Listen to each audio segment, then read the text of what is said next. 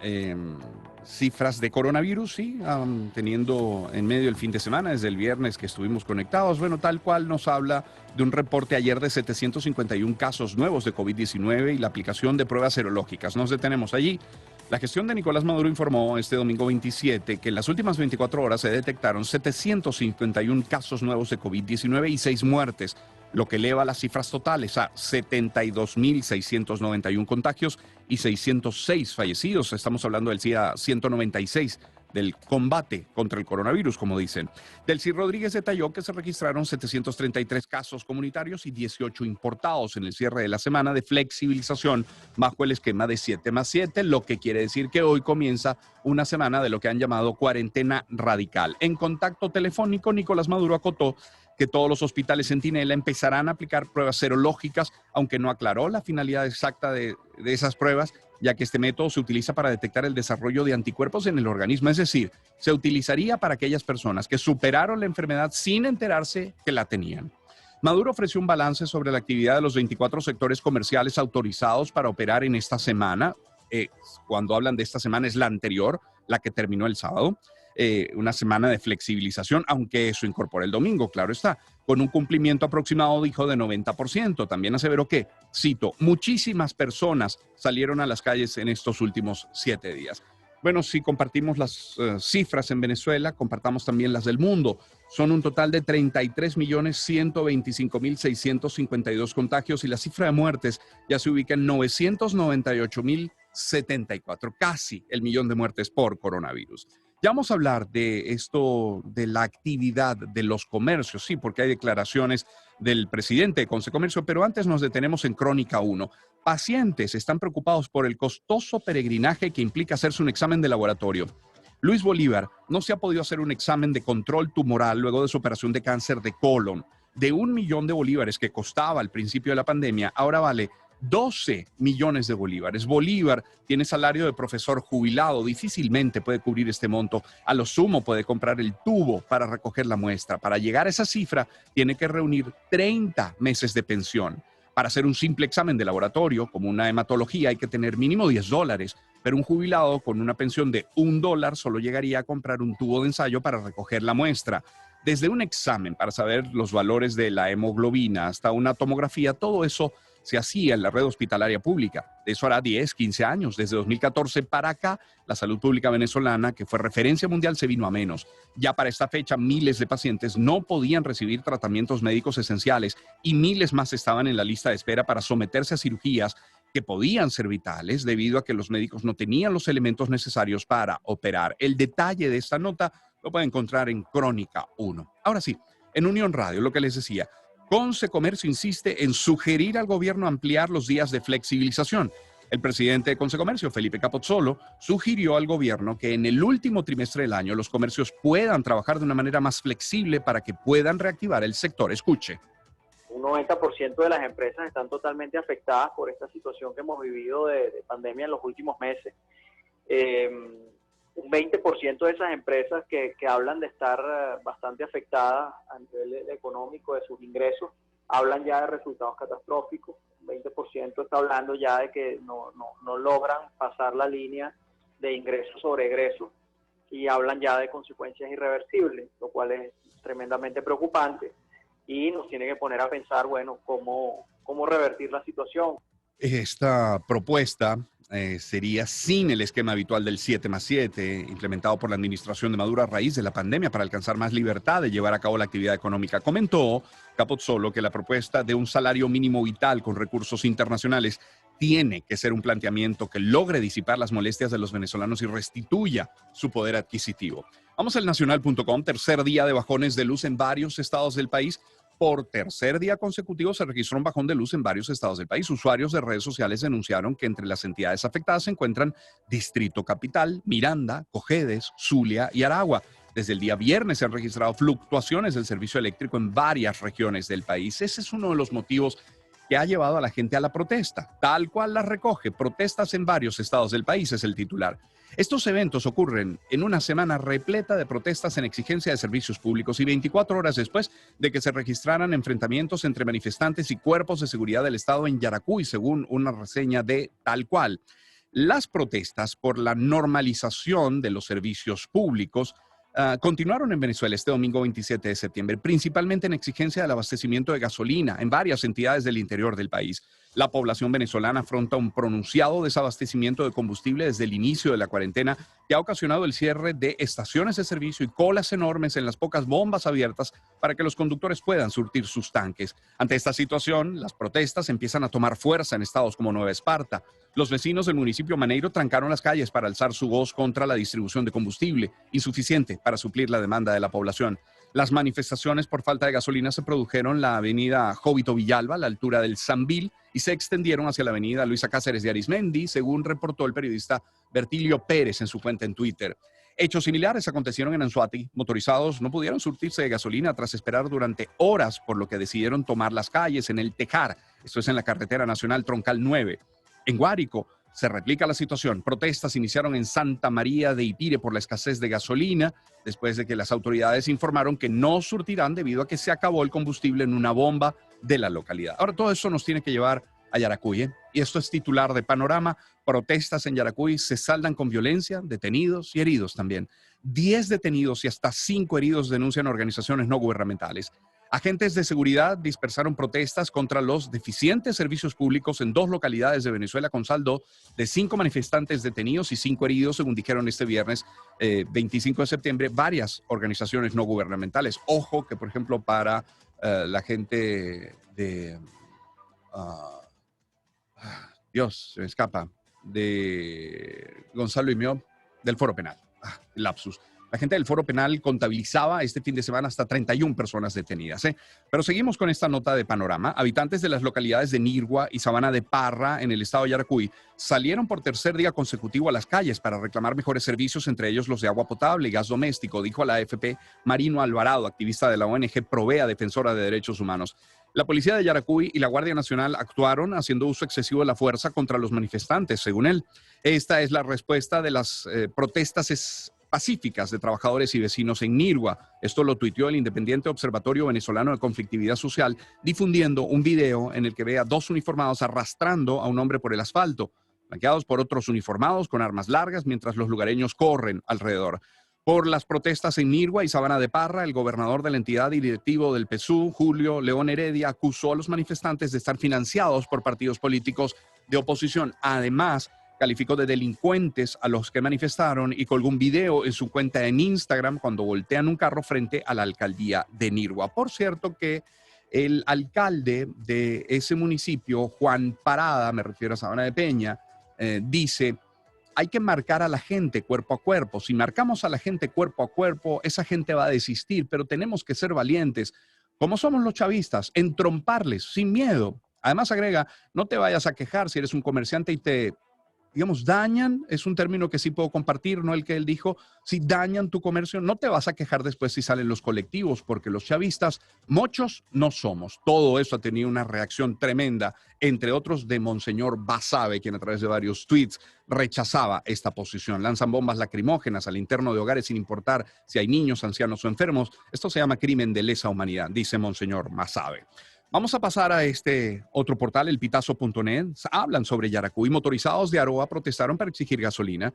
Motorizados en Aroa, en la capital del municipio Simón Bolívar, en Yaracuy, salieron a las calles la noche de este domingo 27 de septiembre para exigir la venta de gasolina en las diferentes estaciones de servicio. Y hablando de gasolina, elpitazo.net nos habla de 5 a 25 horas en cola, la nueva normalidad para llenar gasolina, sí, aún en Caracas.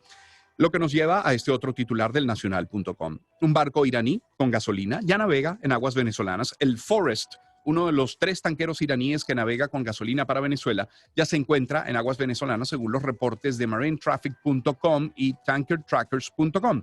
El último reporte del transporter a las 8 de la noche del domingo 27 de septiembre lo ubicaba muy cerca de las costas del estado Sucre. El barco partió de Bandar Abbas el 9 de agosto y navega 14.2 nudos con dirección oeste. Es un buque petrolero construido en 2004 y navega bajo bandera de Irán. Su capacidad de carga es de 35.124 toneladas de peso muerto y su calado actual es de 10 metros. Su longitud es de 176 metros y su ancho de 31, según los datos de marinetraffic.com. Hablemos de Cardón. Había producido 150,000 barriles de gasolina que PDVSA no ha distribuido. Esto es titular de Tal Cual. Cardón estaría destilando unos 18.500 barriles diarios de gasolina que podría paliar la fuerte escasez de gasolina que afecta a todo el país. Unos 150.000 barriles de gasolina, cantidad que podría paliar la menguada demanda diaria de los últimos meses. Eso se había producido en los últimos 8 días de la refinería de Cardón, en Falcón, pero esta no ha sido distribuida por razones que se desconocen. Esto es una denuncia del secretario de la Federación Unitaria de Trabajadores Petroleros, Iván Freites, quien exigió que el combustible sea distribuido a las diferentes plantas de llenado del país a fin de acabar con la sequía que afecta a todo el territorio nacional. Dice, exigimos que sea distribuida a todos los venezolanos y que los militares salgan de las estaciones de servicio, los ciudadanos a la calle a exigir combustible, dijo Freites. En Petroguía leemos declaraciones de Elías Mata, la ley de hidrocarburos de Chávez no sirve para recuperar la producción petrolera y eso lo podemos revisar al regreso de la pausa. Vamos a ir a la pausa, estaremos terminando luego el panorama nacional y abordaremos el internacional. Tendremos como invitado a José Manuel Puente. El doctor José Manuel Puente nos va a hablar de la economía del mundo, de América Latina y particularmente de Venezuela en tiempos de pandemia. Pero antes compartimos algunos mensajes publicitarios. Nosotros comenzamos a retomar nuestros titulares nacionales. Lecturas que vislumbran el acontecer informativo. Con Román Losinski. 6:40 minutos de la mañana. En la parte anterior les decía que en Petroguía titulan palabras de Elías Mata, el diputado, ha dicho que la ley de hidrocarburos de Chávez no sirve para recuperar la producción petrolera. El presidente de la Comisión de Energía y Petróleo de la Asamblea Nacional formalizó la presentación de un nuevo proyecto de ley de hidrocarburos que fusiona la reforma de la legislación actual con la propuesta que había introducido el diputado Luis Stefanelli del Partido Voluntad Popular, pero argumenta que la nueva realidad energética impone una apertura para captar inversores extranjeros. Estamos en una etapa de cambios de la matriz energética que nos impone adaptarnos y aprovechar esta última ventana de oportunidad que nos ofrece 25 a 30 años para el sector petrolero. Y si no nos montamos en esa ola y no convertimos a Venezuela en un país atractivo para las inversiones, no vamos a contar con los recursos que se requiere para desarrollar la industria petrolera. Cambiamos de temas, confirmado.com.be. Conformar comandos por la libertad y elecciones libres en cada rincón del país, pidió Juan Guaidó a los venezolanos para avanzar en la lucha por el cambio que urge en la nación y que pasa por la celebración de elecciones libres, justas y verificables. La convocatoria la hizo este domingo en compañía de diputados de la Asamblea Nacional, representantes de partidos políticos, sociedad civil, a quienes pidió emplearse a fondo los próximos días y en el trabajo que tendrán estos comandos. Explicó Guaidó que el trabajo principal de los comandos por la libertad y elecciones libres, en primer lugar, es iniciar una campaña de difusión del informe de la ONU, en segundo lugar, por las elecciones libres y, en tercer lugar, acompañar, respaldar y organizar protestas pacíficas en el país. A todas estas, Gerardo Blay ha dicho que es vital una negociación integral, lo tiene como titular eluniversal.com. Gerardo Blay valoró este viernes la negociación integral como condición sine qua non para lograr la anhelada transición en Venezuela. A su manera de apreciar el escabroso tema, el dirigente político no dudó en señalar que es el principal factor con mejores resultados y menor costo para el país, porque al mismo tiempo vela que se cumpla con la justicia. Debe combinarse una negociación desde arriba con una movilización desde abajo, que es donde actúa el componente social, dijo Blythe en una videoconferencia en la Comisión Especial de Justicia y Paz de la Asamblea Nacional. Yo no tengo la menor duda, dice, de que Venezuela va a salir de esto, no por aplastamiento ni colapso, sino por un proceso de negociación. Fin de la cita para Gerardo Blythe.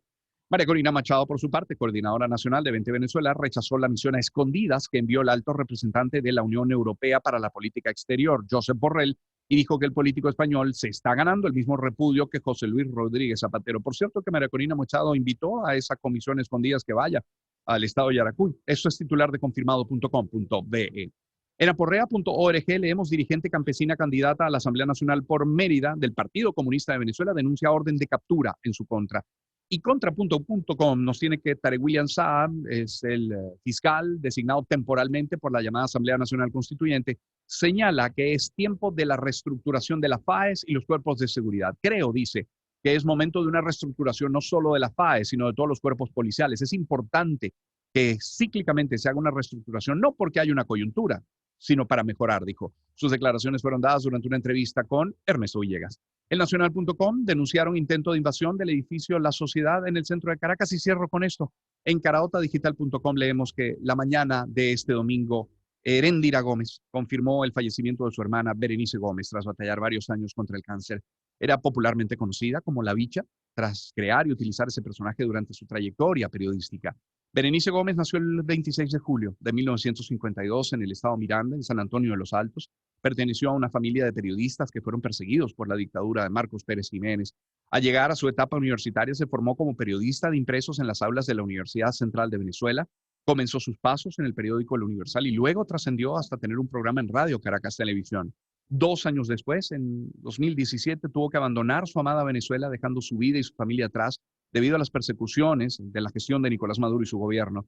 En Colombia, país donde se radicó, le diagnosticaron cáncer, con el que combatió hasta su partida el pasado 26 de septiembre. En su programa radial de opinión, en la emisora de amplitud modulada RCR, entrevistó a grandes personalidades nacionales e internacionales. Vaya nuestro pesar, nuestro más profundo pesar, rogando paz al alma de Berenice Gómez y fortaleza a todos sus familiares. Los últimos meses de su vida se dedicaba a vender salsa pesto para poder sobrevivir.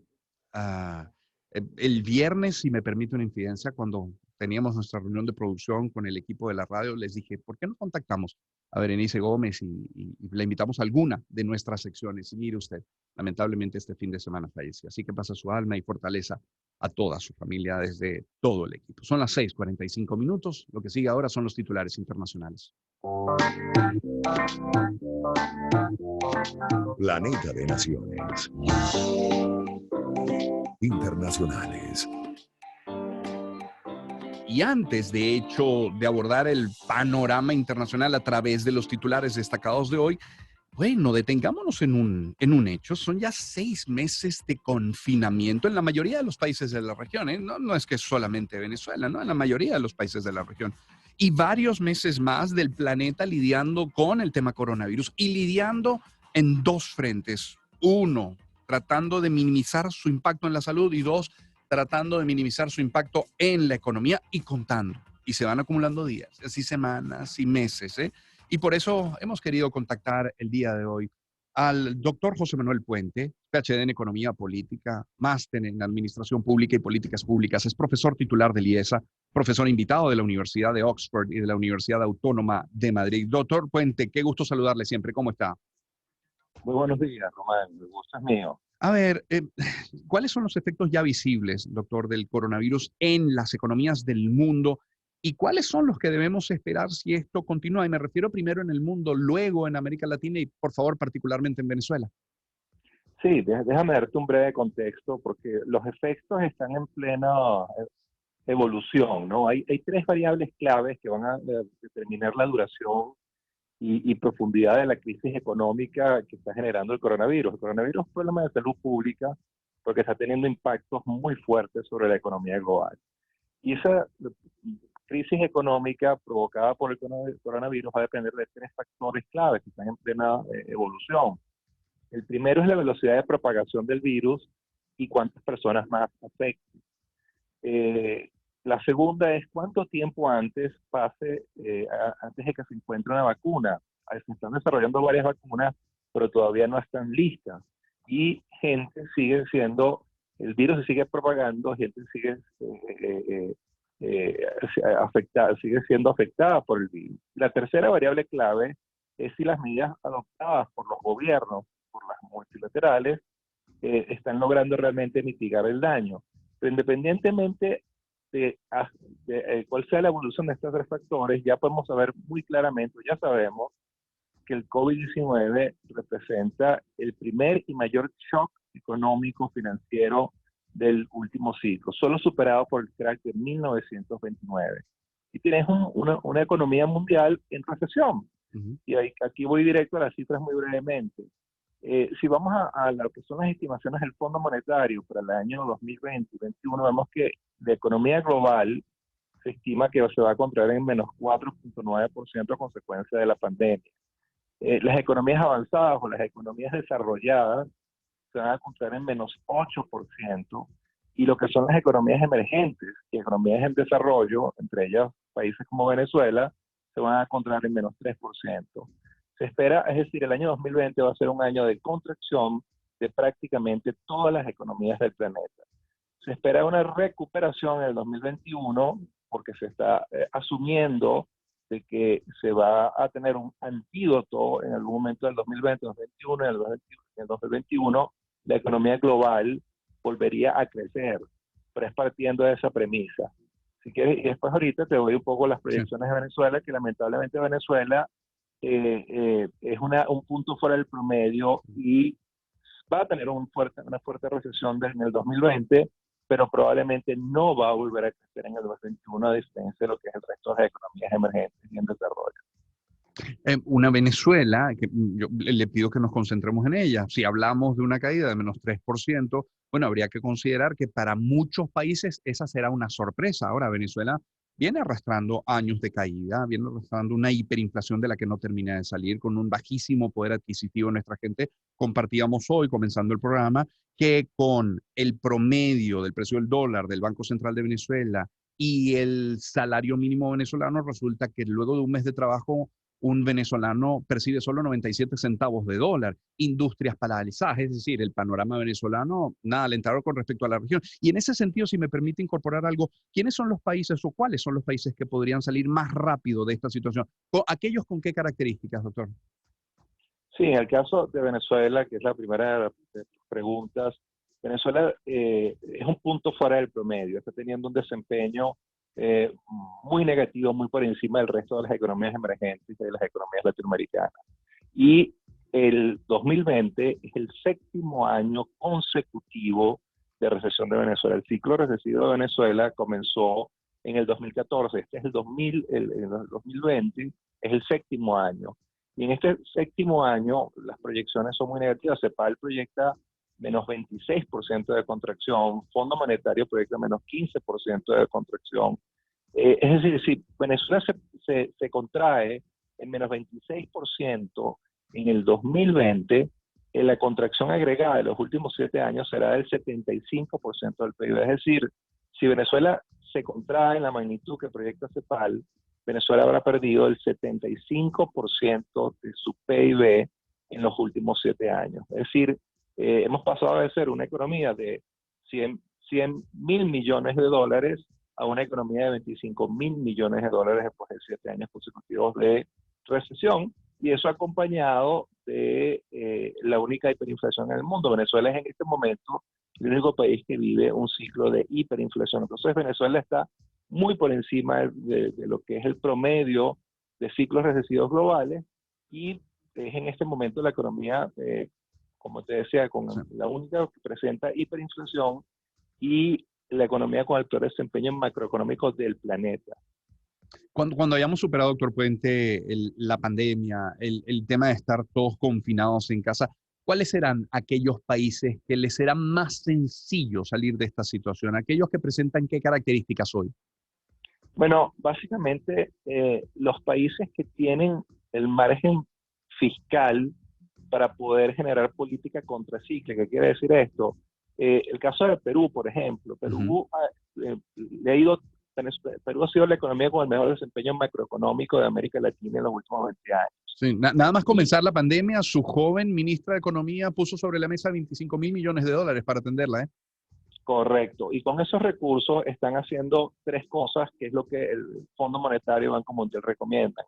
Asistencia directa a los ciudadanos, transferencias directas para que los ciudadanos se puedan quedar en casa y cumplir con la cuarentena. 2, asistencia financiera a las empresas que han sufrido por pasar un periodo de congelamiento de su actividad productiva, y después jugar de manera contracíclica en materia fiscal y monetaria, es decir, estimular la economía a través de recursos públicos y generar flexibilidad en la política fiscal y monetaria.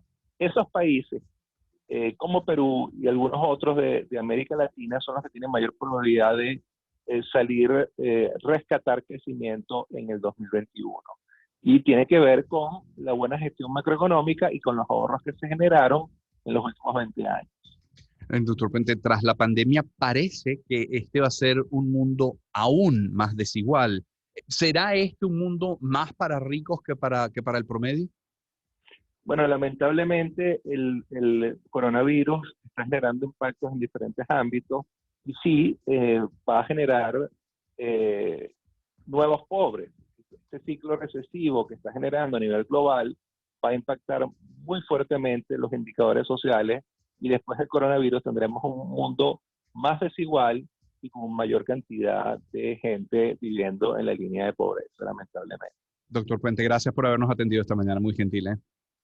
Bueno, un gusto, Román. Igualmente, que tenga un buen día. José Manuel Puente es PhD, es doctor en Economía Política, máster en Administración Pública y Políticas Públicas, profesor titular del IES, es profesor invitado de la Universidad de Oxford y de la Universidad Autónoma de Madrid. Son las 6:54. Otros titulares internacionales, como no, a través de Infobae, Uruguay, Frente Amplio gana Montevideo con Carolina Cose. La candidata de la izquierda, Frente Amplio, Carolina Cose, se convertirá en la segunda mujer que alcanza intendencia de Montevideo, según las primeras proyecciones del escrutinio que se conocieron de Uruguay, así como los mensajes de felicitación de sus principales adversarios. En CNN, de hecho, leemos que Mujica se retira de la política por motivos de salud y edad. El expresidente José Mujica, José Pepe Mujica, dejará en breve su escaño de senador por edad y por cuestiones de salud, según confirmó este domingo, al acudir a su centro de votación para las elecciones parlamentarias y municipales. Me encanta la política, no quisiera irme, pero más me encanta la vida, dijo. Y como estoy para salir, trato de estirar los minutos que me quedan. Qué defecto, ¿eh? Dijo a la prensa el senador del Frente Amplio. Son las 6:55. Deutsche Welle. Macron acusa a políticos libaneses de traicionar compromisos. Euronews nos habla de la dimisión del primer ministro libanés, Mustafa Adir, ante la falta de consenso para formar gobierno. En F leemos, ONU pide a Armenia y Azerbaiyán poner fin a las hostilidades y Reuters nos tiene que Chile lanza subsidios por $2.000 millones para recuperar y crear empleos perdidos precisamente por lo que hablábamos, coronavirus. El Confidencial tiene como titular que arranca la campaña en Brasil para unas municipales marcadas por la pandemia y detenidas 16 personas en Londres por protestar contra las restricciones sanitarias. Es titular de El Mundo. 6:55, lo que sigue, deportes.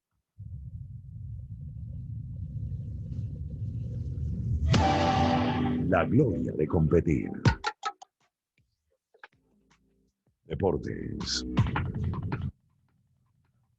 Con Román Lorenzo.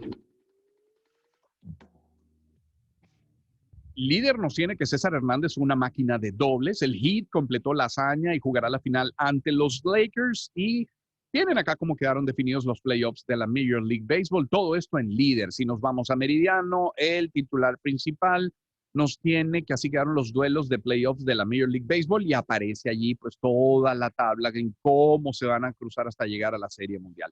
En el diario AS de España, cerco a la Messi dependencia, solo tocó 6 balones en los primeros 20 minutos. Koeman no quiere a un solista en el nuevo Barça y reparte protagonismos. Coutinho y Ansu Fati los beneficiados. Por cierto que ayer, gran expectativa, ¿no? La entrada ya de Suárez en el segundo tiempo, jugó 20 minutos. Mi hija me decía, papi, si hizo 2 goles en 20 minutos, menos mal que no lo pusieron todo el partido, decía ella.